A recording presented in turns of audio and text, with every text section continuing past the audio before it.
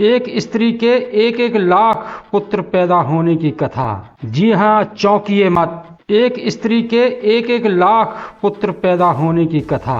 यह कथा है हमारे पवित्रतम हिंदू धर्म की। जी हाँ, आगे इसी वीडियो में आपको ब्रह्मा की नाक से सूअर के बच्चे की कथा भी मिलेगी। धैर्य बना के पूरा वीडियो सुनते रहें। अगर आप बुद्ध, फूले, अंबेडकर, पेरियार तमाम महापुरुषों को जानना चाहते हैं, अगर आप ओबीसी, एससी, एसटी, माइनॉरिटी किसी वर्ग से आते हैं तो आपको यह कथा सुननी ही चाहिए। गंधारी के 100 पुत्रों को ही सुनकर बुद्धिजीवी वर्ग आश्चर्य में पड़ जाता है। एक स्त्री के 100 पुत्र ही नहीं, अगर एक स्त्री के एक एक लाख पुत्र पैदा होने की कथा पढ़ना है या सुनना है तो भागवत पुराण के स्कंद 9 का अध्याय 23 पढ़िए या फिर इस वीडियो को पूरा सुनते रहिए, समझते रहिए। स्कंद 9 में बताया गया है कि एक राजा शशबिंद है जिसके 10,000 रानियां हैं। कितनी? 10,000 रानियां हैं और प्रत्येक स्त्रियां एक एक लाख पुत्र पैदा करती हैं और प्रत्येक स्त्रियां एक एक लाख पुत्र पैदा करती हैं। चौंकिए मत, ये रहा आपके सामने भगवत पुराण के स्कंद 9 का अध्याय 23 का श्लोक। इसका अर्थ है, उस यशस्वी शशिबिंदु के 10,000 स्त्रियां थीं, उसने उनसे 10,000 लाख पुत्र पैदा किए। 10,000 लाख मतलब 100 करोड़ पुत्र पैदा किए। राजा को 10,000 स्त्रियां थीं और उन स्त्रियों से 100 करोड़ पुत्र पैदा किए। उन पुत्रों में पृथु, श्रवा आदि 6 प्रमुख थे।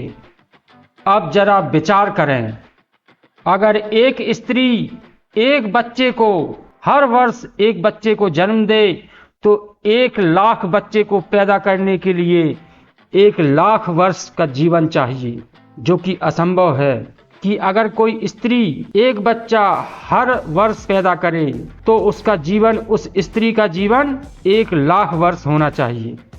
फिर राजा भी कितना कमाल का था कि उसने छांट छांट कर ऐसी रानियों से विवाह किया जो 1-1 लाख बच्चा पैदा करने में सामर्थ्य थीं। सबसे आश्चर्य और धन्यवाद का पात्र तो राजा शशिबिंदु है, जो 1 अरब बार गर्भधान करने में समर्थ हो सका और हर बार पुत्र ही पैदा किया, और पुत्री तो एक भी बार पैदा नहीं की।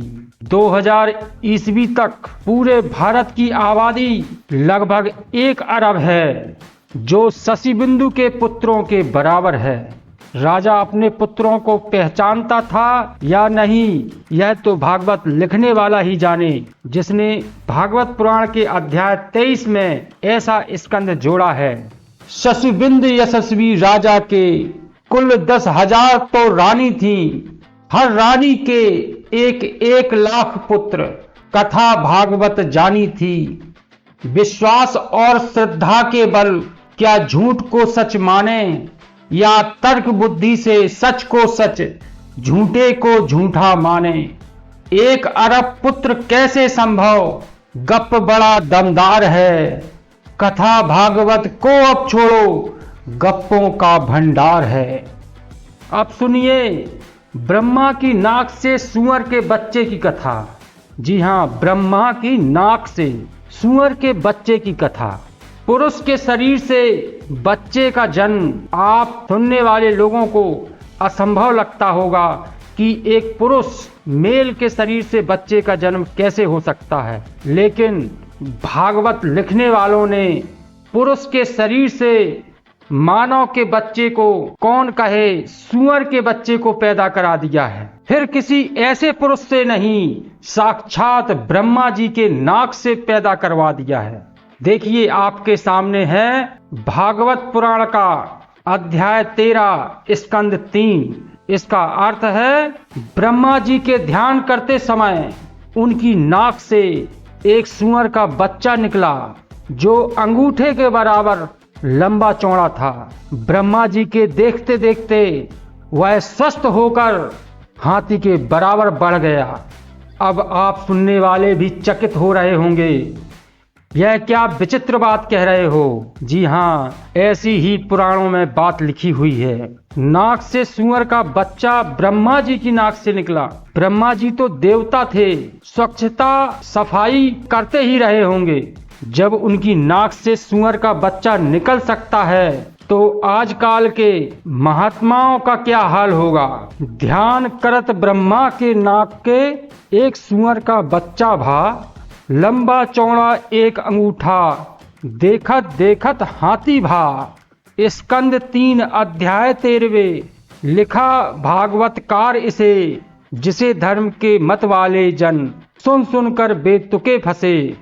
बेतुकी बात बिन सिर पैरों की, लिखा भागवतकार है। छोड़ो छोड़ो अब परायण, गप्पों की भंडार है।